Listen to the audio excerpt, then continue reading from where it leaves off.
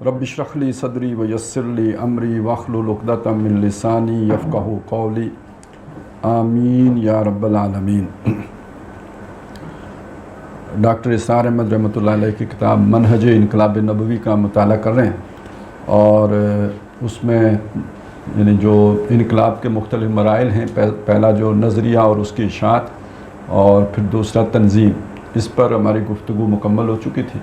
اور تیسرا جو نقطہ ہے یا پوائنٹ ہے یا مرحلہ ہے وہ ہے انقلابی تربیت کا نبوی منہاج، کہ نبی صلی اللہ علیہ وسلم جو تربیت کرتے تھے تو اس کا طریقہ کار کیا تھا۔ یہ اس کا تیسرا نقطہ ہے، اور یہ تیسرا لیکچر بھی ہے۔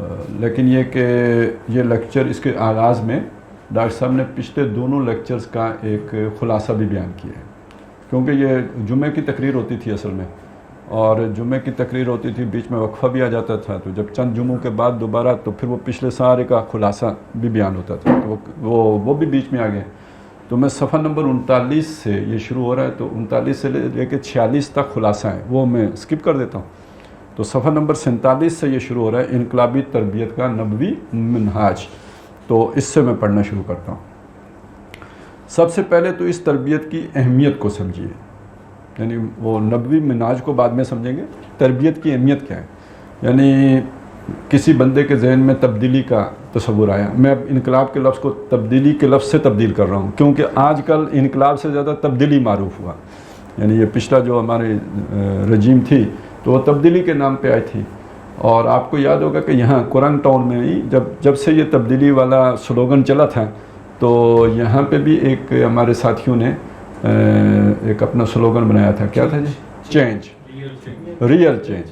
تو اب وہ ریئل چینج کے اندر بھی ہم ایک کانسیپٹ دینا چاہ رہے تھے کہ یہ تبدیلی ایک سطحی سی بات ہے، حقیقی تبدیلی کس شے کا نام ہے، تو وہ اس کے اندر یہی تصور دینا چاہ رہے تھے۔ تو اب یہ کہ تبدیلی کون لوگ لے کے آتے ہیں، ایسا نہیں ہوتا کہ اس بینر کے نیچے سے نکل کر اس بینر کے نیچے جو آ جائیں تبدیلی کے وہ تبدیلی لیں، میں یہ والی دکان سے نکل کر اس والی دکان میں داخل ہو جائیں تو تبدیلی آ جائے گی، اور اس والی پارٹی سے نکل کر اس والی پارٹی میں آ جائیں گے۔ وہ الیکٹیبلز جو کل نون لیگ میں یا پیپلز پارٹی میں تھے، وہ جب تحریک انصاف میں آ جائیں گے تو تبدیلی آ جائے گی۔ یہ تبدیلی ضرور آئی ہے کہ ادھر نمبرز بڑھ گئے ہیں، لیکن یہ کہ وہ جو تبدیلی آپ کے ذہنوں میں ہے وہ تو بغیر تربیت کے نہیں آ سکتی، اور یہ تربیت کس کی ہوگی؟ ان افراد کی ہوگی جو ادھر سے نکل کر ادھر آ رہے ہیں۔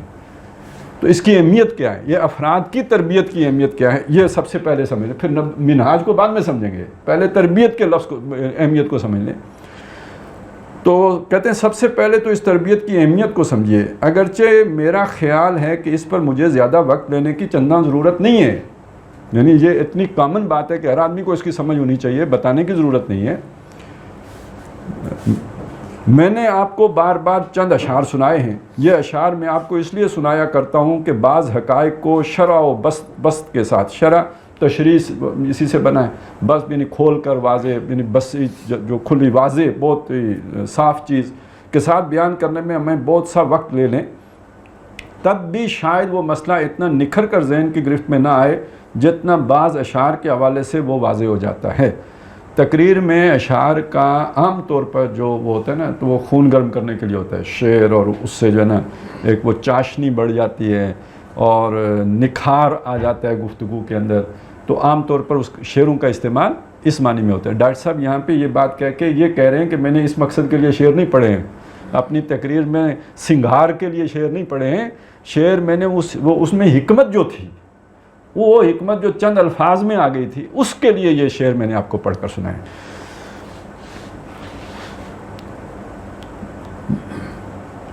حضور صلی اللہ علیہ وسلم نے خود فرمایا ان من الشعراء لحکمۃ، یعنی بعض جو شعر ہوتے ہیں اس میں حکمت کے موتی پروئے ہوتے ہیں، وَإِنَّ مِنَ الْبِيَانِ لَسِحْرًا، اور بعض بیان ایسے ہوتے ہیں جیسے جادو اثر کرتا ہے، تیر بہدف، یعنی اس طرح کے بیان ہوتا ہے، یعنی بالکل جا کے دل پہ لگتا ہے۔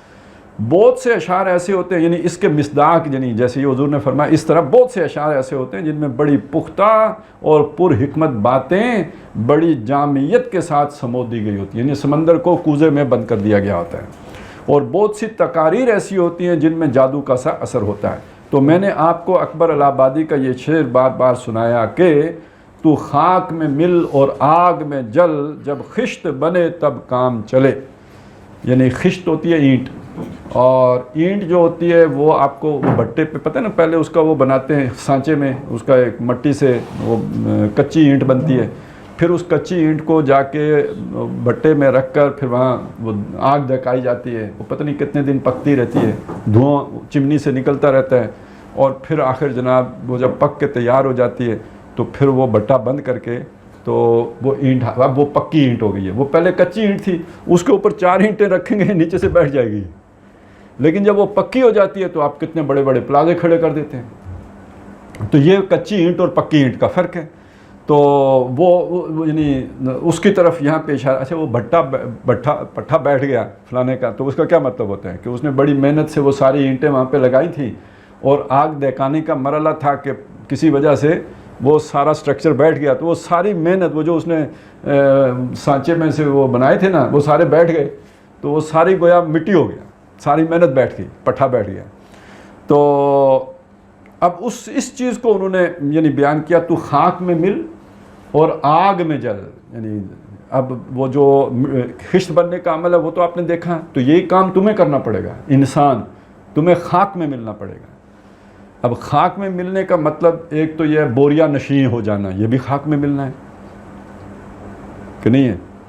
جیسے ایک بندہ گھر سے رابانیت اختیار کر لی تو دنیا ترک کر دی، خاک میں مل گیا نا. یہ بھی ایک خاک میں ملنے کا عمل ہے. اور ایک خاک میں ملنے کا عمل یہ ہے کہ آپ کو لوگوں نے پتھر مارے، آپ کو لوگوں نے گالیاں دیں، آپ کا جو ہے نا لوگوں نے دیکھتے انگاروں پہ آپ کو لٹا دیا، چپتی ہوئی باتیں کی، آپ نے انہیں سیدھی بات کی، انہوں نے اس کو ٹیڑھا بنا دیا، انہوں نے آپ سے جھگڑا کیا بالباطل، یعنی بے تکا جھگڑا. آپ کی معقول باتیں انہوں نے رد کر کے اپنی نامعقول باتیں اپنے بیانیے آپ پر مسلط کر دیے. تو یہ بڑی کوڑن ہوتی ہے. آپ کی معقول بات کوئی نہ مانے، بیٹا نہ مانے، بیوی نہ مانے، بھائی نہ مانے، تو کوڑن ہوتی ہے یا نہیں ہوتی؟ تو جب آپ ایک دعوت لے کے کھڑے ہوں گے، کسی کے پاس جائیں گے تو تکلیف ہوگی یا نہیں ہوگی؟ آپ نے ایک کتاب پڑھی، آپ کی دنیا بدل گئی، آپ کو لگا یار کیا کتاب ہے، وہ آپ لے کے اپنے بھائی کے پاس گئے، انہوں نے پڑھی، انہوں نے کیا لکھا ہے اس میں؟ کوئی خاص بات تو نہیں ہے. تو آپ کی ساری امیدوں پہ اس نے اوس ڈال دی. آپ کی نظر میں وہ ایٹم بم تھا، اس نے اسے مٹی بنا کے آپ کے سامنے پیش کر دیا. تو جو آپ کا حشر ہوا تو یہ خاک میں ملنے کا عمل ہے. تو ایک خاک میں ملنے کا عمل یہ ہے، تو خاک میں مل اور آگ میں جل. یہ اپنے بیگانوں کی باتیں سن کے کلیجہ کو گویا انگاروں پہ رکھ دیا گیا. آگ میں جل، جب خشت بنے تب کام چلے، ان خام دلوں کے عنصر پر بنیاد نہ رکھ تعمیر نہ کر. جب آپ کچے لوگ اپنے ساتھ جمع کر لیں گے تو جب رجیم چینج کا پروسیس رہ جائے گا، رجیم چینج کے پروسیس میں سارے لوٹے ہو جائیں گے، اور پھر آپ کہیں گے کہ یہ لوٹوں کی منڈی لگی ہوئی تھی، تو پاجی آپ نے کیا لگایا تھا؟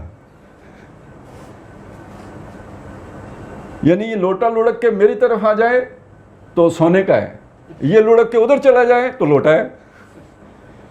تو لوٹے کا کام تو لڑکنا ہے. تو آپ نے لوٹے کو پہلے جو ہے لوٹا گری سے نکالنا تھا، اس کو کوزا بنانا تھا تاکہ وہ لڑکے نہ، اس کا پیندہ ٹھیک کرنا تھا تاکہ وہ الٹے نہ.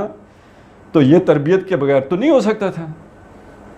اور یہ وہ چیز تھی جو نبی صلی اللہ علیہ وسلم کو بتائی گئی کہ آپ بس صبر کیجئے صرف ان لوگوں کے ساتھ جو اللہ کو یاد رکھنے والے ہیں. اس کا مطلب کہ دل آپ کا بھی چاہے گا کہ یہ بڑے بڑے الیکٹیبلز آپ کی طرف آ جائیں، لیکن آپ نے اپنے دل کو روک کر رکھنا ہے صرف ان لوگوں کے ساتھ جو بے شک مشہور نہ ہوں لیکن اللہ والے ہوں.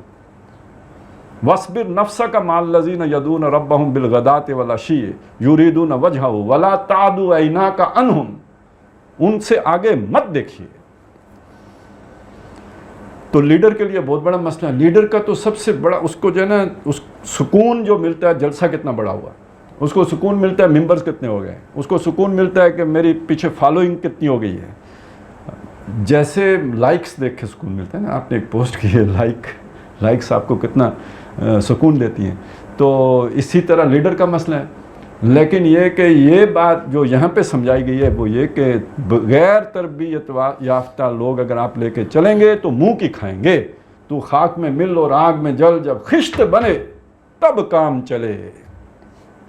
ان خام دلوں کے عنصر پر، یہ کچے پکے لوگ اگر آپ اپنے ساتھ جوڑ لو گے، اس پر بنیاد نہیں رکھنی ہے، اس پر تعمیر نہیں اٹھانی ہے، کچے پکے لوگوں کو جمع کر کے اگر کوئی کام شروع کیا جائے، خاص طور پر انقلاب کا کام، تبدیلی کا کام، جہاں تصادم کا شدید ترین مرحلہ آنا ہے.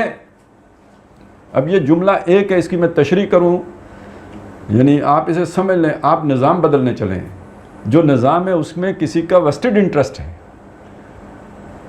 آپ بولے بادشاہ ہو کہ وہ بس آپ کو ہینڈسم دیکھ کر تو وہ نظام بدلنے کے لیے تیار ہو جائیں گے کہ جناب بندہ بڑا لائق ہے، نہ، وہ تو آپ کو اپنے مقصد کے لیے استعمال کریں گے.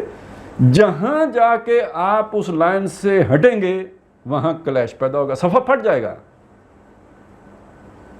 صفحہ پھٹ جائے گا، صفحہ موجود نہیں رہے گا، اور وہاں آپ کے ساتھ کچے لوگ ہوں گے. اب یہ بات ہر طرح سے سمجھ لیجئے. دیکھیں، اس معاملے میں آپ تصادم کو بائی پاس نہیں کر سکتے. اگر آپ چینج لانا چاہتے ہیں تو تصادم کو بائی پاس نہیں کر سکتے. یہ تصادم ہونا کب ہے؟ ایک یہ کہ آپ اقتدار میں تصادم کے بعد آئیں، تصادم سے پہلے اقتدار میں آئیں ہی نہ. جیسے حضور کو بادشاہت کی پیشکش ہوئی، آپ نہیں آئے، بادشاہ بعد میں بن گئے، ٹھیک ہے، سارا اختیار آپ کے پاس آ گیا، لیکن وہ سارے مراحل سے گزرنے کے بعد، مخالفت بالکل ختم کر دینے کے بعد، کچل کر رکھ دینے کے بعد. دوسرا طریقہ یہ ہے کہ آپ چلیں الیکشن لڑیں، زیادہ سیٹیں حاصل کریں، آ جائیں، لیکن یاد رکھیں تصادم پھر بھی ناگزیر ہے. یہ تصادم مصر میں بھی ہوا اور وہ انقلابی مارے گئے، مرسی جو ہے شہید ہو گئے. یہ تصادم ترکی میں بھی ہوا، حالانکہ وہ کوئی انقلاب نہیں تھا وہاں پہ، ہلکا سا، یعنی انہوں نے تھوڑا سا لائن سے اٹے تھے، تصادم وہاں بھی ہو گیا، لیکن وہاں عوام ساتھ نکل آئی تو وہ جو بھی بیرکوم میں واپس جانا پڑ گیا، ناکامی ہوئی. تو وہ چیز تو ایک دفعہ آ کے کھڑی ہو گئی سامنے، یہاں بھی رجیم چینج ہو گئی. تو یہ سمجھ لیجئے، یہ وہ دینی جماعتیں بھی ساری جو سمجھ کے ذریعے سے پرامن طریقے سے تبدیلی آ جاتی، تبدیلی پرامن طریقے سے نہیں آتی. یہ کیوں؟ یہ جن لوگوں کا مفاد ہوتا ہے اس باطل نظام کے اندر، وہ کبھی بھی ٹھنڈے پیٹوں آپ کو اقتدار یا تبدیلی نہیں لانے دیتے، یہ کلیش ہو کے رہتا ہے. تو اس کلیش کے لیے آپ کے پاس تو نہ بندوقیں، نہ آپ کے پاس جو ہے نا وسائل ہیں جو ان کے پاس ہیں. تو آپ کے پاس کیا ہوگا؟ کوالٹی کارکن جو نہ بکے نہ جھکے، جو انگاروں پہ لیٹ جائے لیکن یو ٹرن نہ لے. تو یہ کس سے پیدا ہوگا؟ یہ اس تصادم سے پہلے آپ نے ان مراحل سے گزار کر اسے تیار کرنا ہے. تو تصادم ناگزیر ہے. جو یہ سمجھتا ہے تبدیلی بغیر تصادم کے آ جائے گی، وہ جنت الحمقاء میں رہتے ہیں. وہ اپنی ایک اس نے جو خیالی جنت ہے جس میں وہ رہتے ہیں، وہ حقیقی دنیا کا سپاہی نہیں ہے. پہلی تو یہ بات ہو گئی. اس سے پھر یعنی بنیادی آپ نے غلط سمجھ لی کہ بھائی بغیر تصادم کے تبدیلی آ جائے گی، تو پھر تو آپ نے عمارت ہی غلط اٹھائی نا، خشت اول ہی غلط ہو گئی. آگے چلیے. تو شدید ترین مرحلہ آنا ہے. تو ظاہر بات ہے اس کا مطلب یہ ہے کہ آپ نے اپنی ناکامی کا سبب پہلے ہی سے خود فراہم کر لیا ہے. اس لیے کہ کچے پکے لوگوں کے ہاتھوں کامیابی کا کوئی امکان ہی نہیں. اس کام کے لیے بہت پختہ لوگ، بہت مضبوط لوگ درکار ہیں. اسی کو علامہ اقبال نے یوں کہا ہے، یعنی یہ بات سمجھانے کے لیے علامہ اقبال، یعنی وہ تو اکبر کا شعر تھا، تو علامہ اقبال جو اپنے آپ کو، ان کو اپنا مرشد مانوی مانتے ہیں، تو اس مضمون کو اقبال نے کیسے باندھا؟ خام ہے جب تک تو ہے مٹی کا ایک انبار، تو پختہ ہو جائے تو ہے شمشیر بے زنہار. تو انتہائی تیز تلوار ہو گئی ہے. پہلے کیا تھا؟ مٹی کا انبار تھا، وہی خاک میں مل اور آگ میں جل، جب خشت بنے تب کام چلے. ان خام دلوں کے عنصر پر بنیاد نہ رکھ، تو مٹی کا ایک انبار تھا، یعنی اس کو کسی نے ادھر موڑ لیا ادھر موڑ لیا، بڑی آسانی سے مڑ جائے گا، وہ حکم کا پابند. لیکن یہ کہ جب آپ نے اسے پختہ کر لیا تو اب وہ سیسا اپنی ذات میں سیسا پلائی دیوار ہے. اب کائنات ادھر سے ادھر ہو سکتی ہے، وہ اپنے موقف سے نہیں ہٹ سکتا. شدت پسند کا اصل میں یہ مطلب ہے نا، یہ شدت پسندی درکار ہے کہ بندہ جو ہے نا ہٹ دھرم ہو. جیسے دھرم پر بندہ ہٹ کا پکا ہوتا ہے نا، اس طرح اپنے موقف کی جو اس کے اندر حقانیت اتنی واضح ہو کہ زمین جنبد نہ جنبد گل محمد، اپنی بات سے ہٹنے کے لیے بالکل تیار نہ ہو، یہ پختگی اس کے اندر آنی چاہیے۔ پختہ ہونا لازم ہے، خام لوگوں سے کوئی کام نہیں ہو سکے گا۔ میں اس بات کو بغرض تفہیم یوں بیان کیا کرتا ہوں کہ اگر آپ ریت کے بڑے بڑے گولے بنا لیں اور پھر انہیں کسی دروازے یا کھڑکی کے شیشے پر پوری قوت سے دے ماریں تو شیشے کا تو کچھ نہیں بگڑے گا، اس میں تو بال بھی نہیں پڑے گا، ہاں آپ کے پھینکے ہوئے ریت کے گولے بکھر جائیں گے۔ لیکن اسی ریت کو آپ بھٹی میں پکا کر پختہ اینٹ بنا لیں، پھر اس اینٹ کو شیشے پر دے ماریں تو نتیجہ برآمد ہوگا، شیشہ کھیل ہو جائے گا۔ علامہ نے بڑے ہی پیارے اور بڑے ہی مؤثر انداز میں فارسی میں اسے خوب ادا کیا ہے۔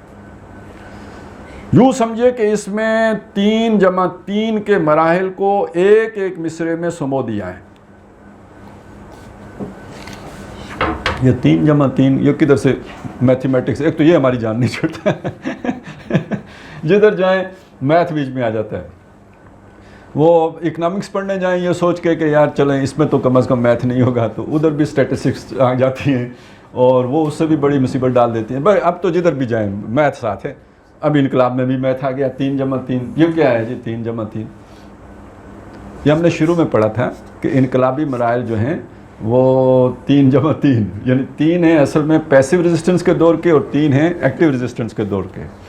تو وہ جو پیسیو ریزسٹنس کے دور کے 3 مراحل ہیں وہ بھی بیان کر دیے اس ایک مصرے میں، اور دوسرے مصرے میں ایکٹیو ریزسٹنس کے مراحل جو ہیں وہ بیان کر یہ 3+3 یہ ہے۔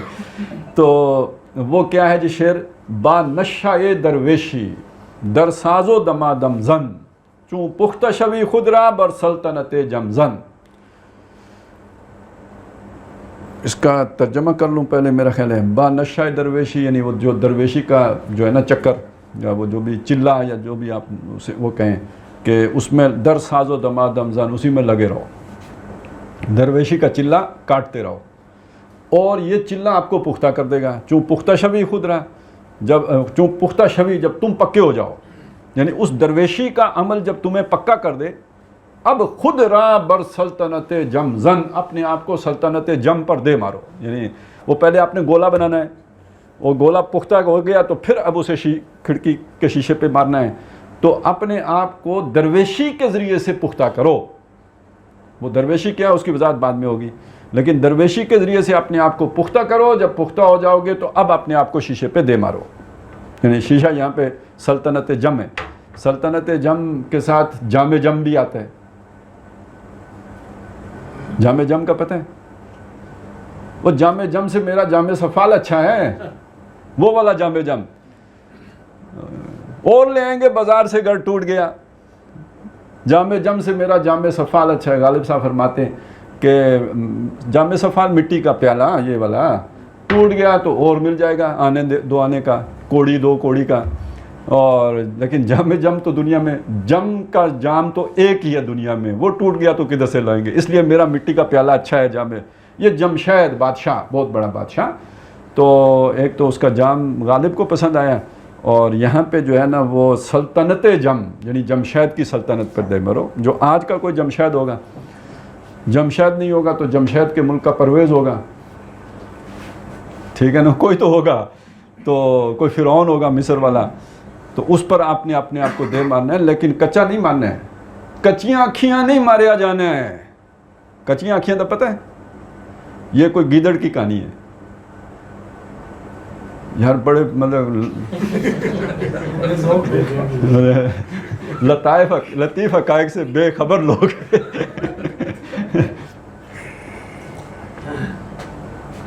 وہ کہتے ہیں نا گیدڑ نے کوئی تماشا، مطلب بیٹھے تھے گیدڑوں کی محفل تھی تو اس نے یا اپنی بیگم کے ساتھ بیٹھا ہے، اب بیگم کے سامنے تو ہر بندہ شیر ہوتا ہے، گیدڑ بھی شیر بن کے ذرا سوچ رہا تھا، تو اس نے کہا یہ جو شیر ہوتا ہے یہ بڑے شکار وکار کرتا ہے، ہم اس کے مارا ہوا کھاتے ہیں، تو یہ کیسے یہ ہوتا ہے؟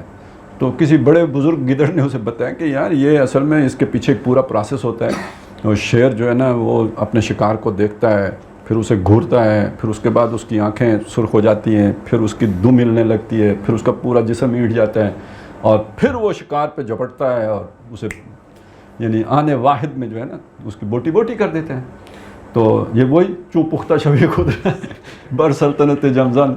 تو اب یہ ہوا کہ اس نے کہا، وہ گھر گیا، بیگم کو سمجھایا کہ بھئی یہ اصل میں منہج ہے شکار کرنے کا، تو میں اب شکار کروں گا تو یعنی مجھے تو نہیں سمجھ آئے گی کہ آنکھیں لال ہوئی ہیں، دم ہلی ہے یا نہیں ہوئی، تو تم مجھے اشارے کرتے جانا. وہ جیسے ہوتے ہیں نا وہ توپچی، اس کو وہ بتاتا ہوتا ہے جو آگے بیٹھا ہوتا ہے، تو اس طرح تم مجھے سمجھاتے جانا اور پھر میں اس پہ جھپٹوں گا شکار پہ. تو وہ کہیں اس کے ہتھے شیر چڑھ گیا، سویا ہوا تھا شیر. تو اس نے کہا چلیں پہلا شکار شیر ہی کا کرتے ہیں. اور وہ ادھر گیا، اس نے چکر شکر کاٹے. اب شیر سویا ہوا ہے، چکر لگا رہا ہے. پھر کچھ چکروں کے بعد جب وہ ذرا تھوڑا سا اس کے مسل ذرا ہو گئے عادی، تو اب اس نے دیکھا گدڑی کی طرف، اس سے پوچھا کہ بھئی اشارے سے کہ بھئی میری آنکھیں سرخ ہوئیں. کئی دفعہ پوچھا، اس نے کہا نہیں ہوئی. آخر وہ بھی تنگ آ گئی، انہی کدھر تھی، لیکن اس نے بس تنگ آ کے کہا ہو گئی ہیں، آنکھیں سرخ ہو گئی. دم ہل رہی ہے، اس نے کہا ہل رہی ہے، لہرا رہی ہے. اب یعنی وہ پورا راڈار آن ہو گیا. تو اب اس نے چھلانگ لگائی شیر کے اوپر. اس کی اپنی کوئی انسٹنکٹس ہوں گی، وہ ذرا تھوڑا پہلے ہی ہوشیار ہو گیا. اس نے آتے ہوئے ایک باڈی دیکھی اپنی طرف، اس نے ایک تھپڑ مارا تو وہ گدڑ صاحب پر پڑے ہوئے کئی کلابازیاں کھا کے مٹی میں رل گئے. تو اٹھے، ذرا اپنے آپ کو جھاڑا اور گدڑی کی طرف دیکھ کے ارشاد فرمایا کہ آپ نے کچی آنکھیاں مروایا ہے. یہ ہوتی ہیں کچی آنکھیاں. تو یہاں ہمارے بہت سے عظیم لیڈر جو ہے نا کچی آنکھیاں مارے جاتے ہیں بھائی، کچی آنکھیاں مارے جاتے ہیں. اور یہ صرف یہ کوئی ایک خان صاحب کا المیہ نہیں ہے، یہ ہمارے آپ اگر پوری یہ پچھلی صدی کی تاریخ اپنی دیکھیں تو سب ہم کچی آنکھیاں ہی مارے گئے، سب کچی آنکھیاں مارے گئے.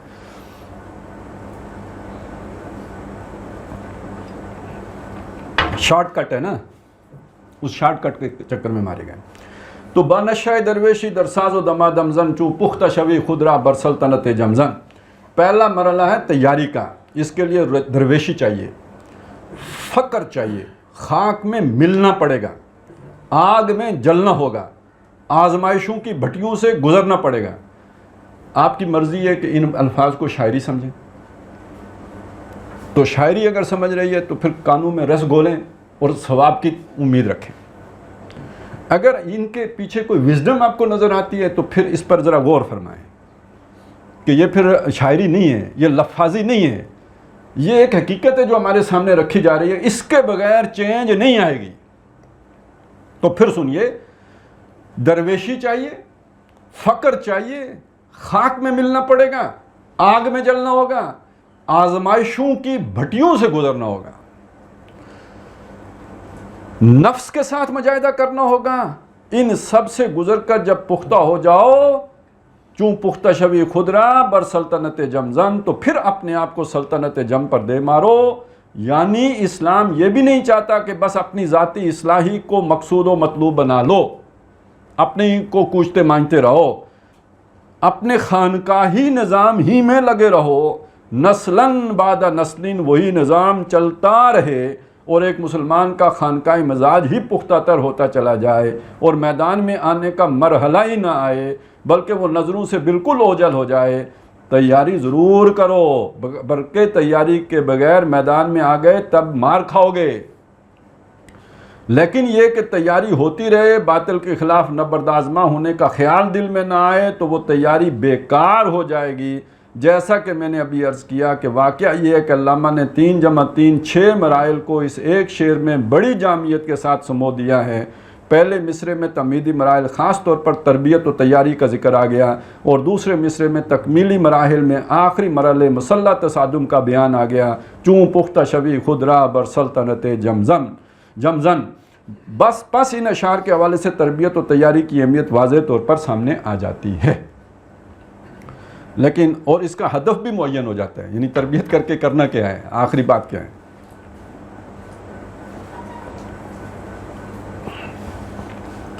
اب اس میں جو یہ فقر کی بات آئی ہے، فقیری درویشی کی بات آئی ہے، خاک میں ملنے کی بات آئی ہے، آگ میں جلنے کی بات آئی ہے، آج کے سارے انقلابی، کیا دینی کیا لبرل، سارے دیکھ لیجئے، اپنے کمفرٹ زون سے باہر آنے کے لیے کوئی نہیں تیار۔ میری نوکری چلی جائے، نہیں، اس پہ تو کمپرومائز نہیں ہو سکتا۔ میرا کاروبار بیٹھ جائے، نہ، یہ تو نہیں ہو سکتا۔ مجھے کوئی گزند پہنچے، میرے گھر کو آگ لگ جائے، نہ، وہ کام کیوں کروں؟ اور یہ سب کہتے ہیں یہ مکی دور میں، بھائی مکی دور میں ہی یہ سب ہو رہا تھا۔ خباب ابن الارت کے پیسے مکی دور میں روکے گئے تھے، ان کو دیکھتے انگاروں پہ مکی دور میں لٹایا گیا تھا۔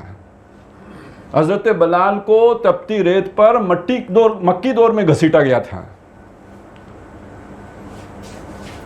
حضرت ابو بکر صدیق کو جو مار پڑی تھی مکی دور میں پڑی تھی۔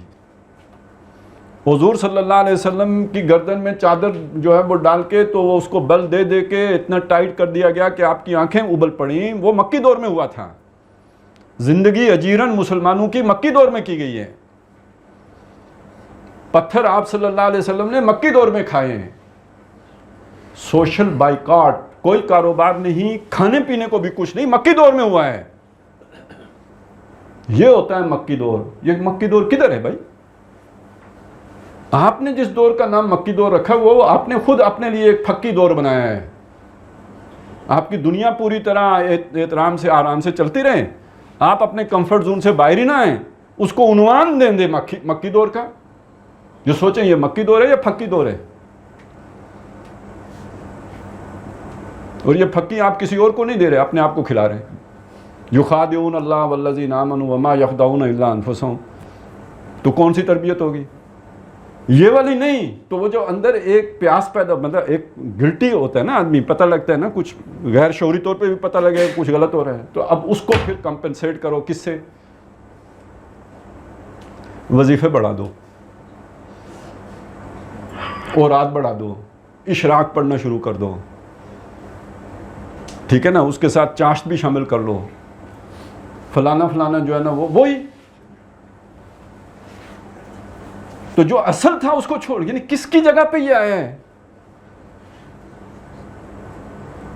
آپ اپنے کمفرٹ زون سے نہیں نکلے۔ اب آپ سوچیں جب پہلے ہی مرحلے میں یہ سارے مراحل آپ پر آنے ہوں تو کوئی شاہ محمود قریشی آپ کے ساتھ آئے گا؟ کوئی الیکٹیبل آپ کے ساتھ آئے گا؟ یہ خدائی بیریئر ہے، چھانٹی ہے کہ پھر گند آپ کی طرف نہیں آئے گا، پھر زر خالص ہی آئے گا۔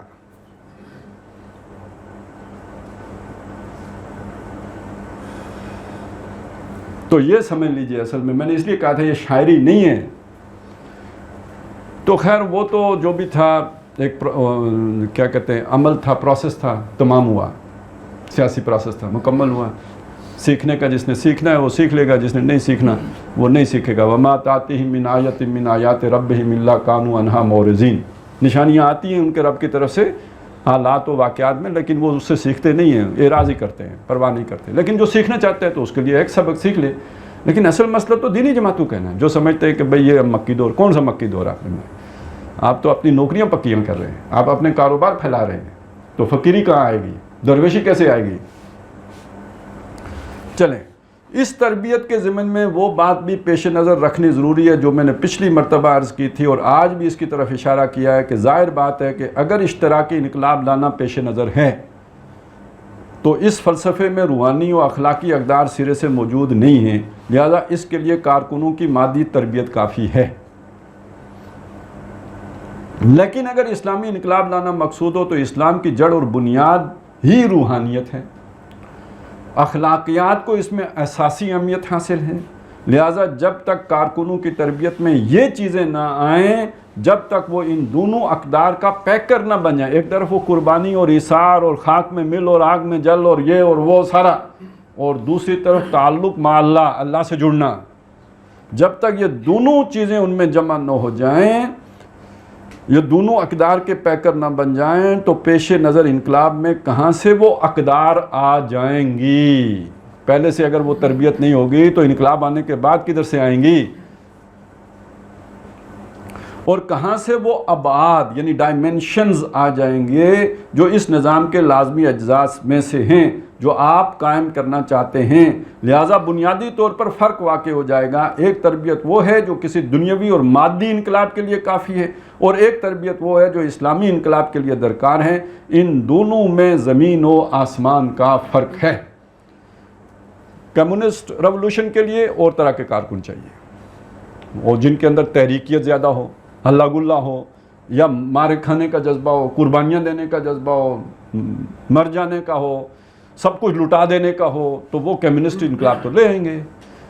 تو اسلامی انقلاب کے لیے وہ بھی چاہیے جو کمیونسٹ انقلاب کے لیے چاہیے، لیکن اس سے مزید آگے یہ کہ یہ سارا کچھ اللہ کی رضا اور آخرت کی فلاح کے لیے ہو.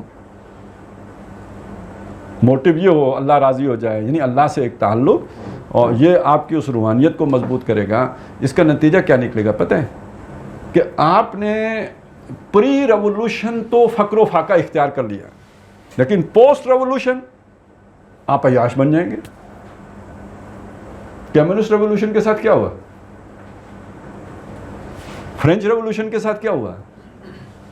وہی لوگ جو پری ریولوشن جو تھے وہ فقیر تھے، ریولوشن آ گیا اس کے بعد آپ ان کی زندگیاں بدل میں وہ اب اور چیزیں بن گئے.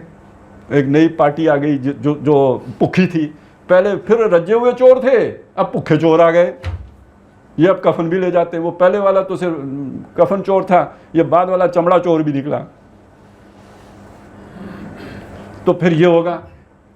تو اس کو سمجھ لیجئے کہ اسلامی انقلاب کے لیے جو چیز لازمی ہے، یعنی ایک طرف وہ والی تربیت کہ جو ہر ریولوشن کے لیے درکار ہے، اور دوسری طرف اس کے ساتھ روحانی تربیت، اعلیٰ اخلاقی اقدار. تو اب جناب آ جائیں انقلابی تربیت کا ہدف. یہاں تک کیا چیز سامنے آئی ہمارے؟ اہمیت، یعنی اس کے بغیر انقلاب نہیں آ سکتا. اہمیت واضح کی. تو اب اس کا ہدف کیا ہے، یعنی یہ تربیت کے آپ حاصل کیا کریں گے؟ اس بات کو ذہن میں رکھیے کہ جو حزب اللہ وجود میں آئے گی، یعنی اللہ کی پارٹی، اس کے متعلق پہلے یہ سمجھنا ضروری ہوگا کہ اس حزب اللہ کے سامنے ہدف کیا ہے. اگر ہدف اسلامی انقلاب ہے تو لازماً پھر غور کرنا ہوگا کہ اس کے لیے کس قسم کے کارکن درکار ہیں، وہ نقشہ کیا ہے جس کے مطابق کارکنوں کو جد و جہد کرنی ہے. آپ کو معلوم ہے کہ کسی مہم کے لیے ایک ہدف یعنی ٹارگٹ معین کیا جاتا ہے، پھر اسی کی مناسبت سے اسباب و وسائل مہیا کیے جاتے ہیں. یہ بھی طے کرنا ہوتا ہے کہ اس مہم کے لیے کس نوع کے اوصاف اور صلاحیتیں رکھنے والے کارکن اور کس قسم کی سیرت و کردار کے لوگ درکار ہیں. اس بات کو سمجھانے کے لیے میں چند مزید باتیں آپ حضرات کے سامنے رکھ رہا ہوں.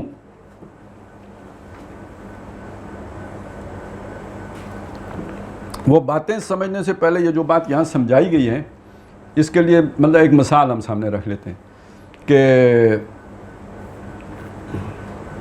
آپ کے سامنے ہے آپ نے ایک نظام تعلیم وضع کرنا ہے کسی ملک کا. تو آپ نے اس ملک کے لیے ضرورتیں دیکھنی ہے نا کہ کس قسم کے آپ لوگ، یعنی آپ کو اسکلڈ لیبر چاہیے، کیا چاہیے.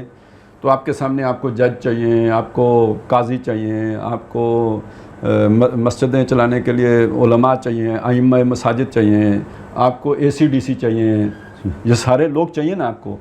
اب آپ نے جو نظام تعلیم بنانا ہے وہ ایسا بنانا ہے کہ جس سے یہ لوگ نکلیں، یعنی اس سے علماء بھی پیدا ہو رہے ہوں، اس سے وہ لوگ بھی پیدا ہو رہے ہوں کہ جو انتظامیہ میں جا سکیں، وہ لوگ بھی پیدا ہو رہے ہیں کہ جو پوری بیوروکریسی کو سنبھال سکیں، وہ لوگ بھی نکل رہے ہیں جو سیاسی معاملات کو سنبھال سکیں، وہ لوگ بھی نکلیں جو آپ کو میڈیکل فیسلٹیز دے سکیں. تو یہ پورا نظام تعلیم جو آپ کی ضرورت ہے اس کے مطابق آپ کو ڈیزائن کرنا ہوگا. اچھا، اس کے ساتھ اگر آپ اخلاقی تربیت نہیں دیں گے تو پھر یہ کرائسس پیدا ہو جائے گا کہ کوئی آدمی اپنی ڈیوٹی پوری، اپنا کام جانتا ہوگا، لیکن اس کام کی بنیاد پر وہ دوسروں کو ایکسپلائٹ کرنے کے چکر میں ہوگا، جسے ہم رشوت لینا دینا کہتے ہیں، یا جو بھی پھر ہیرا پھیریاں ہوتی ہیں. پٹواری فرد نہیں دے گا جلدی جب تک اس کی جیب نہیں گرم کریں گے. ڈاکٹر صاحب جو ہے نا OPD پہ نہیں بیٹھیں گے، یا بیٹھیں گے تو وہ اپنے پرائیویٹ اس کا دے دیں گے ٹائم کہ جی وہاں پہ آنا، شام کو آنا، ابھی تو آپ ذرا یہاں پہ تو وقت نہیں ہے، آپ کو تسلی سے دیکھیں گے. تو تو ٹیچر صاحب جو ہے نا وہ کلاس میں ٹرخائیں گے اور کہیں گے شام کو بچے کو میرے پاس بھیجنا ہے، اس کو زیادہ تیاری کرانے کی ضرورت ہے. تو مطلب ہر طرف تھانے دار صاحب جو ہیں جو حرکتیں کریں گے وہ آپ کو پتہ ہے. تو معلوم ہوا کہ آپ نے اگر اس کے ساتھ کامن طور پر روحانی تربیت کا بندوبست نہیں کیا تو جو بھی کارکن آپ نے پیدا کر دیے وہ اپنے فیلڈ میں تو چلے کام اپنا جانتے ہیں، لیکن ساتھ ہی پھر وہ سارے حربے بھی جانتے ہیں جو جن کو ہم عرف عام میں بدماشیاں کہتے ہیں. تو یہ تو سارا انحصار ہوگا نظام پر، اب یعنی نظام تعلیم پر. اب یہاں پہ آپ کو ایک اسپیسیفک ہدف کے لیے بندے چاہیے. ہدف کیا ہے جی؟ انقلابی کارکن پیدا کرنا. اب اس انقلابی کارکن کو پیدا کرنے کے لیے آپ کو کیسے بندے چاہیے؟ سنیں. پہلی بات یہ ہے کہ قرآن مجید میں ارشاد باری تعالیٰ آیا ہے کونو ربانیین، یعنی اللہ والے بنو، رب والے بنو. ربانیین رب والے، اللہ والے بنو. ہم یہ کہتے ہیں نا فلانا بڑا اللہ والا ہے، تو یہ اللہ والا کیا ہوتا ہے؟ جب تک اللہ والے وجود میں نہیں آئیں گے اسلامی انقلاب کا کوئی سوال نہیں.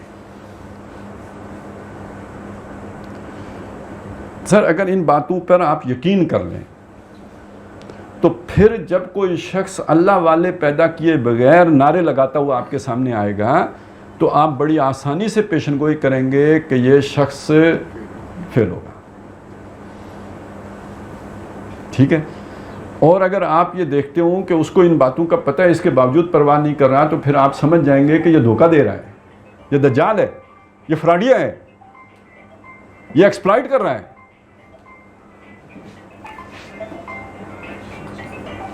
جب تک اللہ والے وجود میں نہیں آئیں گے اسلامی انقلاب کا کوئی سوال نہیں.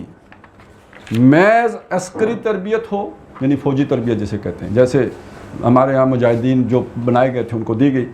محض ڈسپلن کی عادت ہو جیسے فوجیوں میں ہوتی ہے، ایسی جماعتوں میں بھی ہو جاتی ہے. بعض جماعتیں بڑی منظم ہوتی ہیں جی، بڑی منظم جماعت ہے. اور محض چلت پھرت ہو، یعنی حرکت، تحریک، جلسے، جلوس، جھنڈے، جھنڈیاں اور یعنی بڑی سیاسی ایکٹیویٹی، یہ ساری چلت پھرت میں آ جائے گا. محض حرکت ہو تو ان چیزوں سے انقلاب نہیں آتا، خواہ ان چیزوں کی وجہ سے کسی خاص وقت میں کوئی سما بن جائے. سما بن جائے گا، انقلاب نہیں آئے گا. اور لوگ مرعوب ہو جائیں، لوگ ڈر جائیں کہ واقعی چینج آ رہا ہے، یا یہ کہ لوگ اس کے قائل ہو جائیں کہ لگے انہیں کہ چینج آ رہا ہے. نہیں ہوگا. لیکن اس کا نتیجہ کچھ نہیں نکلے گا. اس کام کے لیے اللہ والے درکار ہیں، جس کے لیے ایک اور آیت میں لفظ آیا ہے ربیون. یہاں پہ ایک جگہ پہ ربانیین اور دوسری جگہ ربیون. فرمایا وَقَأَيٍّ مِّن نَبِيٍّ قَاتَلَ مَعَهُ رِبِّيُّونَ كَثِيرٌ فَمَا وَهَنُوا لِمَا أَصَابَهُمْ فِي سَبِيلِ اللَّهِ وَمَا ضَعُفُوا وَمَا اسْتَكَانُوا. اور کتنے ہی انبیاء ایسے گزرے ہیں کہ جن کے ساتھ ہو کر ربیون یعنی اللہ والوں نے جنگ کیے، قتال کیا ہے، تو ان پر ان مصیبتوں کی وجہ سے جو انہیں اللہ کی راہ میں پہنچی، نہ پست ہمت ہوئے، نہ انہوں نے کمزوری دکھائی، اور نہ انہوں نے دشمنوں کے آگے گھٹنے ٹیکے. اب آپ دیکھیے یعنی تاریخ سے یہ مثال ہے. یعنی آپ آج کے کسی لیڈر کو کیا آپ دوش دیں گے؟ موسیٰ علیہ السلام کے خلوص اور اخلاص میں تو کوئی کمی نہیں تھی نا. وہ جو ساتھی لے کے آئے وہ ان تربیتوں سے نہیں گزرے تھے. دیکھیں نا، انہیں ذرا سی تکلیف مطلب بھوک لگی تو پتھر باندھنے کی نوبت تو نہیں آئی نا، من و سلوا آ گیا. پیاس لگی تو حلق میں کانٹے تو نہیں چبھے، 12 چشمے پھوٹ گئے. دھوپ لگی تو پسینہ تو نہیں پھوٹا، صاحبان بادل بن کے آ گئے. کلہم لاڈلون. اور نتیجہ کیا نکلا کہ جب یہ مرحلہ آیا نا تو پھر اب نتیجہ یہ آیا کہ فَذْهَبْ أَنْتَ وَرَبُّكَ فَقَاتِلَا. وہ عَلَىٰ كُلِّ شَيْءٍ قدیر رب تمہارا، تو وہ ہمیں کدھر اس آگ میں جھونک رہا ہے؟ تم اور وہ جاؤ، جا کے لڑو. کوڑا جواب. اب یہ جو ہمارے ہاں کہتے ہیں نا قدم بڑھاؤ عمران خان ہم تمہارے ساتھ ہیں، جب وہ والا مرحلہ آتا ہے فَذْهَبْ أَنْتَ وَرَبُّكَ ہم گھر والوں کے ساتھ ہیں، کہانی ختم. 4 مقدمے ہو جائیں نا ساری انقلابیت نکل جاتی ہے.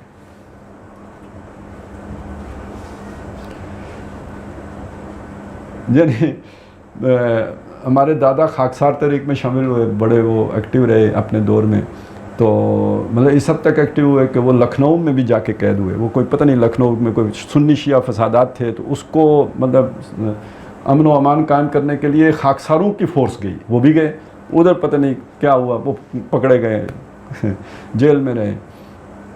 تو وہ تحریکیت تو ان کی خیر ہمیشہ رہی، لیکن یہ کہ پھر انہوں نے عملاً کبھی کسی تحریک میں حصہ نہیں لیا.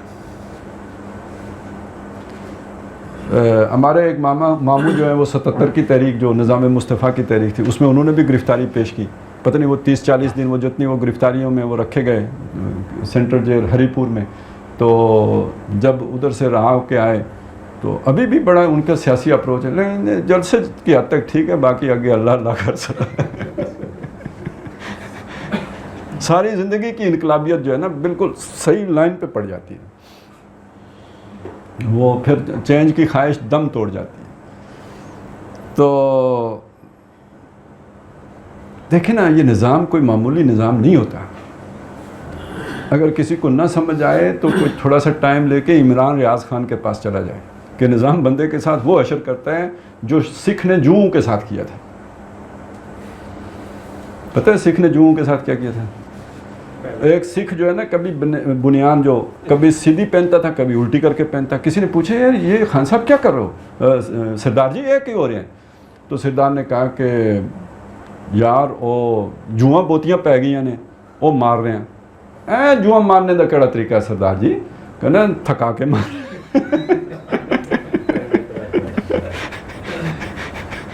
تو آپ اٹک سے ضمانت کروائیں تو چکوال والے پکڑ لیں، چکوال سے ضمانت کرائیں لاہور والے پکڑ لیں، ادھر سے نکلے میاں والی والے آ جائیں، بندہ تو ویسے ہی جناب جوں کی طرح رگڑا جائے گا. تو یہ سکھا شاہی ہے. یہ سکھا شاہی کا مقابلہ کرنا، اس کے لیے مطلب یہ تو خاک میں مل اور آگ میں جل، جب خشت بنے تب کام چلے. یہ جو دودھ پینے والے مجنوں ہیں جو موٹر سائیکل پہ آئیں اور کھربو بنائیں اور کئی جو ہے نا وہ اپنے فارم ہاؤس بنا لیں، یہ دبئی بھاگیں گے بھائی، یہ دبئی بھاگیں گے، یہ مقدمے نہیں بھگت سکتے. جو جیلوں میں سڑنے کے لیے انہوں نے پیسے نہیں اکٹھے کیے ہیں، عیاشی کرنے کے لیے اکٹھے کیے ہیں. تو وہ اللہ والے تھے جنہوں نے پھر جو مصیبتیں آئیں انہیں جھیلا، انہیں برداشت کیا. فما وہانوا لما اصابہم فی، پست ہمت نہیں ٹوٹی ان کی. لما اصابہم فی سبیل، اللہ کی راہ میں جو مصیبتیں ان پر آئی ہیں. وما ضعفوا، نہ کمزور پڑے ہیں. وما استکانوا، نہ وہ تھکے ہیں، نہ انہوں نے گھٹنے ٹیکے ہیں. اس آیت میں جو لفظ وہن آیا ہے، وہن، واو ہے نون وہن، وہ قابل توجہ ہے.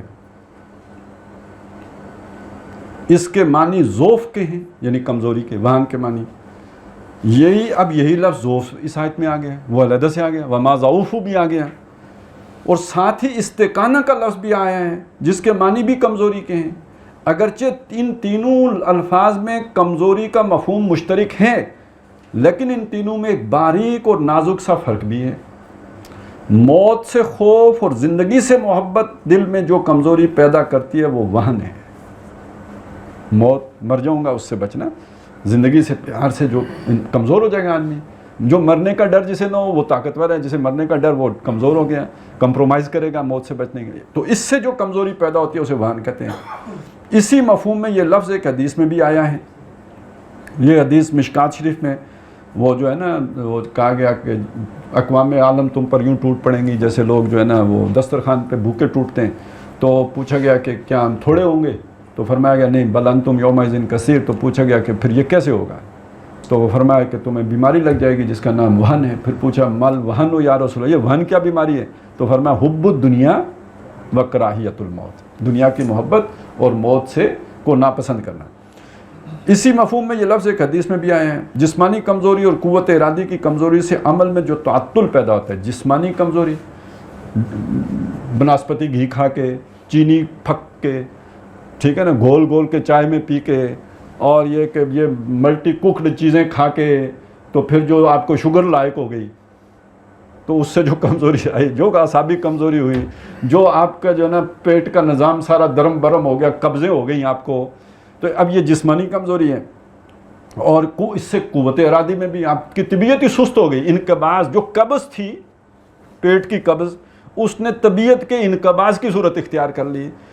تو یہی وجہ ہے کہ جن لوگوں نے، ہمارے بزرگوں نے آداب زندگی وغیرہ ہمیں سکھائیں تو پہلا چیپٹر ہی صحت کا بندہ ہے، جس کی آج ہمیں پرواہ ہی نہیں ہے. نہ اپنی عادتوں میں پرواہ ہے، نہ اپنے کھانے پینے میں پرواہ ہے. تو اس سے جو کمزوری پیدا ہوتی ہے وہ ضعف ہے. اس کی وجہ حریف کے آگے گھٹنے ٹیک دینے کی کمزوری اور بزدلی استقامت ہے. یعنی جو آپ کسی کے آگے سرنڈر کر دیتے ہیں اور کمپرومائز ہو جاتے ہیں، تو یہ استقامت ہے. چنانچہ اس آیت سے یہ بات واضح ہوئی کہ انبیاء علیہم السلام کے حواریین، یعنی جو ان کے ساتھی ہیں، جنہیں یہاں پہ کیا کہا گیا، ربیون، جو ان کے ساتھی تھے، جہاں شجاع، بہادر اور جنگجو تھے اور کسی قسم کی کمزوری اور بزدلی ان کے پاس پھٹکی بھی نہیں تھی، وہاں وہ ربیون یعنی اللہ والے بھی تھے. اصل جو ان کو طاقت ملتی تھی وہ اس سے ملتی تھی. بلکہ اگر آیت کے اسلوب کے پیش نظر یہ مفہوم لیا جائے گا کہ ان میں شجاعت، پامردی، جان نثاری کے اوصاف پیدا ہی اس باعث ہوئے تھے کہ وہ ربیون تھے، اللہ والے بن چکے تھے، اللہ کی راہ میں جان دینا ان کو زندگی سے عزیز تر ہو گیا تھا، تو یہ بھی صحیح ہوگا. پس معلوم ہوا کہ اسلامی انقلابی جماعت کے کارکنوں کا اولاً اللہ والا ہونا لازمی ہوگا، اور یہی للہیت ان میں وہ بہادری، دلیری اور حوصلہ مندی پیدا کرے گی کہ وہ اپنے سے دگنی نہیں 10 گنی بلکہ اس سے بھی زیادہ تعداد کی کفار کی فوج سے بھی پروانہ وار ٹکرائیں گے. ویسے اس میں آپ آخرت کے تصور کو بھی ذہن میں رکھیں کہ اللہ والے کو یہ پتہ ہے، مرنے کا سب کو پتہ ہے. یعنی یہ تو کافروں کو بھی پتہ ہے مرنا ہے.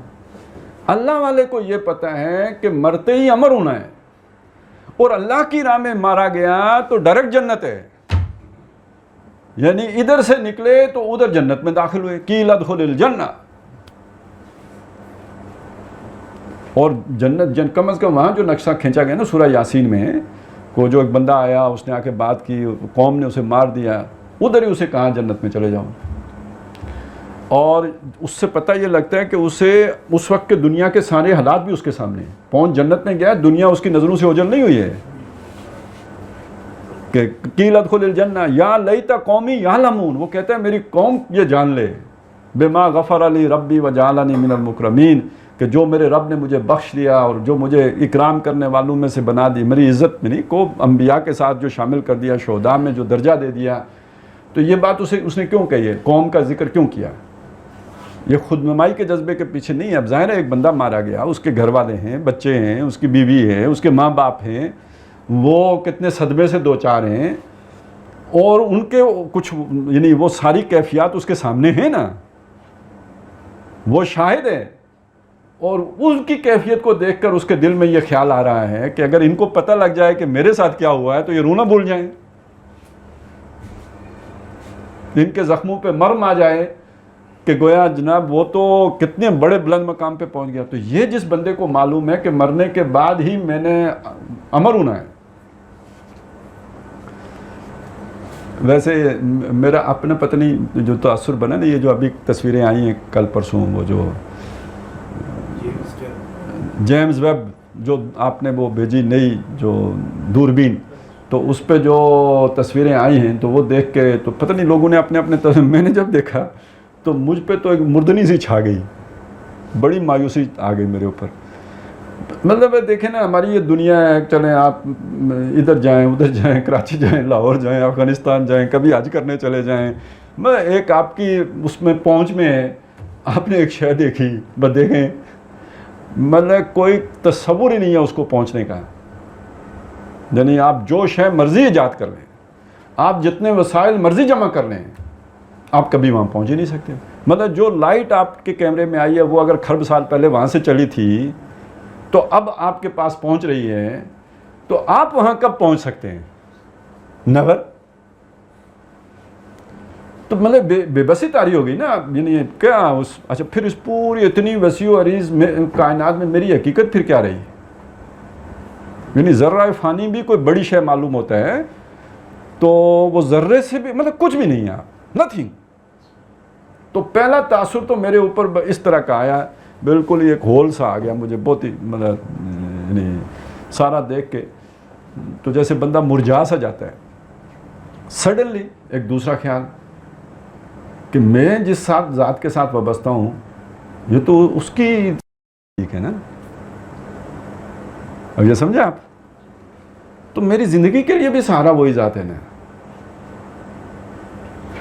علی کل شیء قدیر بکل شیء علیم کے نیا مفہوم آپ کے سامنے آئے گا, ٹھیک ہے نا. خلق السماوات والارض کا ایک نیا مفہوم آپ کے سامنے آئے گا. اب الفاظ نے اپنی صورت بدل لی ہے, اب ایک بالکل نئے معنی کے ساتھ وہ الفاظ آپ کے سامنے آ گئے. اور یہ کہ الذی خلق السماوات سبع سماوات طباقا ما تری فی خلق الرحمن من تفاوت فرجع البصر هل تری من فطور ثم ارجع البصر کرتین ینقلب الیک البصر خاسئا وهو حسیر. تو اب آپ وہ جو ہے نا, یا مجھے ہمکنار کر یا بے کنار کر, تو اب موت کیا ہے؟ موت ہمکناری بے کناری ہے نا. تو اس کے لیے جینے سے زیادہ مرنا جو ہے نا وہ ربیون ہونے کا مطلب تو یہ ہو گیا کہ اب موت کا مطلب ہے وصال, زندگی کا مطلب ہے ہجر, موت کا مطلب ہے وصال. پورا جو ہے نا سوچ کا وہ انداز ہی بدل گیا. تو اب اس کے لیے مرنا کیا مسئلہ رہا, تو کیوں کمزوری دکھائے گا؟ تو یہ صرف ربیون اکیلا بندہ نہیں بن سکتا سوچ سے, یہ آخرت کے تصور کے ساتھ جڑ کے ربیون بنتا ہے.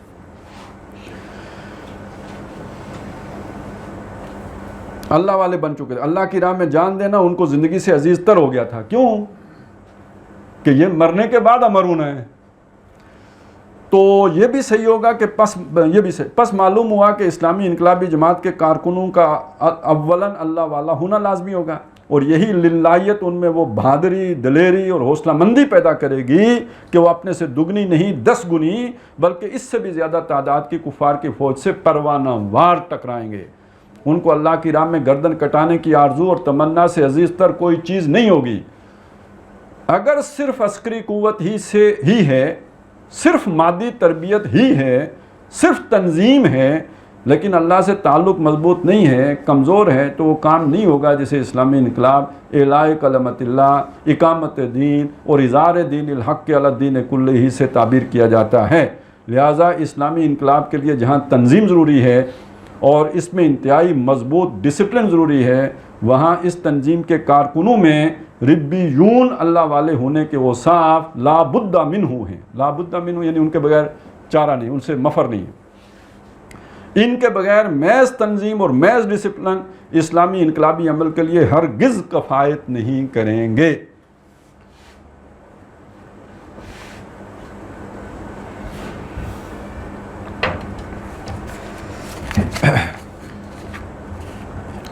اس کے لیے میں ایک اور مثال دیا کرتا ہوں. واقعہ یہ کہ نہایت ذہانت کا ثبوت دیا تھا ایرانی جاسوسوں نے. حضرت عمر فاروق رضی اللہ تعالیٰ عنہ کے زمانے میں جب انقلاب اسلامی کے بین الاقوامی مرحلے کی تکمیل کے لیے جنگیں ہو رہی تھیں, یعنی ایک تو اندرون ملک عرب انقلاب آیا تھا, اور پھر وہاں پہ مستحکم ہونے کے بعد اس کی جو ہے نا وہ پھیلنا شروع ہوا, توسیع شروع ہوئی. تو اب ایران کے ساتھ بھی جنگیں ہوئیں جو اس وقت کی سپر پاور تھی. تو 2 بڑے بڑے محاذ کھل گئے تھے, ایک شام کا محاذ اور دوسرا ایران کا محاذ. اور ایران کی افواج کا سپہ سالار تھا رستم. اس نے چند ایرانی جاسوس بھیجے کہ مسلمانوں کی فوجوں کے حالات معلوم کریں اور رپورٹ دیں تاکہ اندازہ ہو کہ ان کے عزم و ہمت اور حوصلہ و ولولہ مورال کا عالم کیا ہے. ظاہر ہے دشمن کو آپ اسس کرتے ہیں نا, تو پھر اس کے مقابلے میں آپ اپنی پلاننگ ساری بناتے ہیں. ان کا رنگ ڈھنگ کیا ہے, ان کے شب و روز کیسے ہیں, بے سر و سامان اور لوٹ مار کی خوگر اس عرب قوم کی کایا پلٹ اور قلب ماہیت کے اسباب کیا ہیں, سامان جنگ ان کے پاس کس درجے کا ہے, رسد رسانی کے انتظامات کیا ہیں, فوج کی اصل تعداد کیا ہے وغیرہ ہم, تاکہ وہ اس تحقیق کی روشنی میں اپنے لیے جنگ کی حکمت عملی مرتب کر سکے. ان تحقیقات سے یقیناً مدد ملتی ہے, اور اگر کسی سمت میں کمزوری یا ضعف نظر آ جائے تو اس سے حریف بھرپور فائدہ اٹھانے کی تدبیر اختیار کرتا ہے. ان جاسوسوں نے مسلمانوں کے لشکر میں گھوم پھر کر حالات معلوم کیے.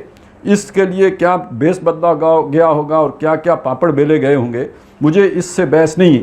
مجھے تو اصل میں ان کی رپورٹ آپ کو بتانی ہے. انہوں نے واپس جا کر رستم کو جامع ترین الفاظ میں جو رپورٹ دی ہے وہ یہ تھی یہ ویسے یعنی اس طرح کے لوگ جو نا انٹیلیجنس ایجنسی کیوں کہتے ہیں، یعنی وہ انہوں نے کوڈ ورڈ میں بات کرنی ہوتی ہے، بڑے سمندر کوزے میں بند کرنا ہوتا ہے. ایک تو یہ نا کہ آپ کا مشاہدہ ہے، لیکن اس مشاہدے کو آپ نے ایکسپریس کرنا ہے، یہ ایک دوسری آپ کی یعنی وہ کیپیبلٹی ہونی چاہیے.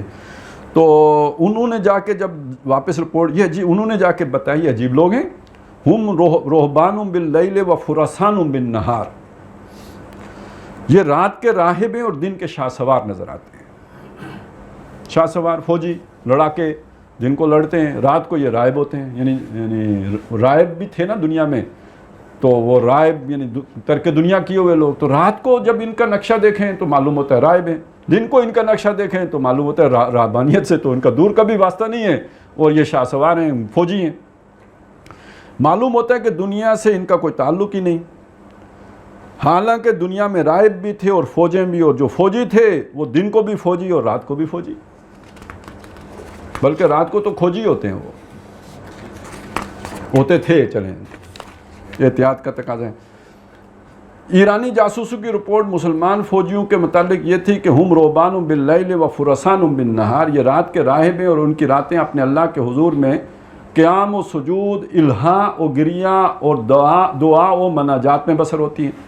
ان کی داڑیاں، ان کی سجدہ گاہیں خشیت الہی کے آنسوں سے تر ہو جاتی ہیں، اور یہی لوگ دن کو شاہ سوار اور جنگجو نظر آتے ہیں، اور میدان جنگ میں برق کی مانند قومتے لپکتے جھپکتے ہیں، اور اس راہ میں گردن کٹا دینے کو اپنے لیے باعث سعادت سمجھتے ہیں. جبکہ دنیا آج تک فوجیوں کے جن طور طریقوں سے واقف چلی آ رہی ہے وہ تو یہ ہیں کہ ان کی راتیں شراب و شباب سے کھیلنے میں بسر ہوتی ہیں. جس بستی یا اس کے گرد و نواح میں کسی فوج کا پڑاؤ ہو جائے تو کیا وہاں کسی جوان خاتون کی عصمت و عفت محفوظ رہ سکتی ہے؟ لیکن مسلمان وہ انوکھے، نرالے اور عجوبہ روزگار سپاہی تھے کہ ان کی شخصیت کی یہ دو رخ، ہم رہبان باللیل و فرسان بالنہار، اتنے ظاہر و نمایاں تھے کہ غیر مسلم ایرانی جاسوسوں کو بھی نظر آ گئے. تو یہ جو دو متضاد کیفیات کو جمع کر دیا ہے، یہ ہے در حقیقت کمال تربیت محمدی علیہ صاحب الصلاۃ والسلام کا. یہ بات خاص طور پر نوٹ کرنے کے لائق ہے کہ اس زمانے میں یہ دونوں اقسام دنیا میں موجود تھیں. شام و فلسطین کے علاقوں میں راہب اور راہب خانے بڑی کثرت سے موجود تھے. ایران اور روما اس وقت کی دو عظیم ترین سلطنتیں تھیں، اور ان کے درمیان وقفہ سے سال سال تک جنگوں کا سلسلہ جاری رہتا تھا. چنانچہ ایرانی راہبوں اور ان کے روز و شب کے معمولات سے واقف تھے. چنانچہ ایرانی ان کے معمولات اور روز و شب کے معمولات سے واقف تھے. آپ حضرات نے بھی بحیرہ عرب کا نام سن رکھا ہوگا، جس نے حضور صلی اللہ علیہ بحیرہ راہب کا نام سن رکھا ہوگا، جس نے حضور کو بچپن میں پہچانا تھا. جب آپ ابو طالب کے ساتھ ایک تجارتی قافلہ میں شامل ہو کر شام تشریف لے گئے تھے. آپ نبی آخر الزماں ہیں. اس سے آپ اندازہ کیجئے کہ اس راہب کا کتنا علم اور کتنا فہم ہوگا. اسی طریقے سے حضرت سلمان فارسی کی داستان میں کئی راہبوں کا ذکر آتا ہے، اور ایک آخری راہب ہی نے جب کہ وہ بستر مرگ پر تھا حضرت سلمان کے یہ پوچھنے پر کہ آپ کے بعد میں کس کے پاس جاؤں، تلاش حقیقت کی میری جو پیاس ہے وہ ابھی بجھی نہیں ہے اور آپ کے انتقال کا وقت آ گیا ہے، تو اسی نے بتایا تھا کہ کھجوروں کی سرزمین میں آخری نبی کا ظہور ہونے والا ہے. وہ وقت آ چکا ہے، لہٰذا کوشش کرو شاید کہ تم ان کے قدموں تک پہنچ جاؤ. حضرت سلمان نے اسی راہب کی نصیحت پر جنوب کی طرف سفر اختیار کیا تھا. راہ میں ڈاکہ پڑا، ڈاکو نے غلام بنا کر بیچ دیا، اور یثرب یعنی مدینہ منورہ کے ایک یہودی نے ان کو خرید لیا. وہ مدینہ پہنچ گئے. حضور ابھی وہاں تشریف بھی نہیں لائے تھے، لیکن اب تو یہ غلامی کے بندھن میں بندھ گئے، مکہ نہیں جا سکتے. خبریں سن رہے ہیں کہ راہب نے جو بات کہی تھی شاید اس کا ظہور مکہ میں ہو گیا ہے. ایک شریف و کریم النفس اور امین و صادق القول انسان نے نبوت کا دعویٰ کیا ہے. تو میں عرض کر رہا تھا کہ راہب تھے، اور یقیناً ان میں چند بڑے خدا رسیدہ راہب تھے، لیکن وہ راہب دن کے بھی راہب تھے اور رات کے بھی راہب. ان کے ہاتھ میں تلوار کبھی نظر نہیں آ سکتی. وہ کسی میدان جنگ میں لڑتے ہوئے نظر نہیں آ سکتے. پھر فوجیں بھی جس قسم کی ہوا کرتی تھیں اور ہوا کرتی ہیں، میں نے تھیں کر کے گزرنے کی کوشش کی تو ہیں بھی آگے ہیں۔ ان کے کردار کے متعلق میں عرض کر چکا ہوں۔ مزید برآں اس دور میں رومن امپائر اور سلطنت کسریٰ کی لاکھوں کی تعداد میں وقت کے اعلیٰ ترین اسلحہ سے لیس اور بہترین تربیت یافتہ عسکری قوت موجود تھی۔ اگرچہ عرب اس وقت ان دونوں چیزوں سے نابلد تھے، پھر تعداد کے تناسب کا یہ عالم تھا کہ دور نبوت میں جنگ موتا کے موقع پر مسلمانوں کے 3000 کے لشکر کے مقابلے میں رومیوں کی 1,00,000 فوج آ گئی تھی۔ تو ان دونوں مملکتوں کے پاس لاکھوں کی تعداد میں فوجیں ہر وقت موجود رہتی تھیں، لیکن مسلمان مجاہدین کا عالم یہ تھا کہ تھمتا نہ تھا کسی سے سیل رواں ہمارا۔ جناب محمد الرسول اللہ صلی اللہ علیہ وسلم کی تربیت کا یہ کمال ہے کہ ان دو متضاد چیزوں کو ایسے جمع کیا ہے کہ مسلمان رات کے راہب ہیں اور دن کے مجاہد اور مرد میدان ہیں۔ جب تک یہ دونوں اوصاف جمع نہیں ہوں گے وہ اسلامی انقلاب کبھی نہیں آئے گا جو اصل مقصود ہے اور جو برپا فرما دیا تھا نبی اکرم صلی اللہ علیہ وسلم نے۔ اور یہ اصل میں نتیجہ تھا حضور صلی اللہ علیہ وسلم کی تربیت کا کہ اہل ایمان رہبان باللیل و فرسان بالنہار کا ایک ایسا مرقع بن گئے تھے جو دشمنوں کو بھی چشم سر سے نظر آتا تھا۔ تو یہاں اب ہمارے سامنے دو چیزیں واضح ہو گئیں۔ ایک چیز یہ کہ انقلاب کے لیے تربیت کا عمل ناگزیر ہے، تربیت کے عمل سے گزرے بغیر انقلاب نہیں آ سکتا۔ دوسرا جو انقلابی تربیت میں جو آپ نے کارکن بنانا ہے، یعنی وہ ایک ہدف تو جماعت کا ہے نا، نظام بدلنا، اس تربیت کا ہدف کیا ہے کہ ایک ایسا کارکن تیار ہو جائے جو ایک طرف اللہ سے جڑا ہوا ہو اور دوسری طرف جو ہے وہ شاہ سوار، یعنی وہ تحریکی بھی ہو، محنت کرنے والا، بھاگ دوڑ کرنے والا، جلسوں اور انتظامات کرنے والا، بڑا ایکٹیوسٹ، ایک ایکٹیو کارکن یہ بھی ہو، اس کے اندر تحریکیت اور حرکت بھی ہو اور للہیت اور خدا ترسی بھی ہو۔ یہ دو چیزیں انہی کا سمبل ہے، روبان یعنی راہب ہونا اور شاہ سوار ہونا۔ تو یہ چیز ہمارے یعنی ہدف یہ، اب یہ اچیو کیسے ہوگا، اس کے لیے کیا کچھ یعنی وہ تربیتی مراحل ہیں جن سے گزرنا ہوگا، تو وہ انشاءاللہ تعالی ہم اگلی نشست میں وہ ہمارے مطالعے میں آئیں گے۔ اقول قولی ھذا واستغفر اللہ لی ولکم ولسائر المسلمین والمسلمات۔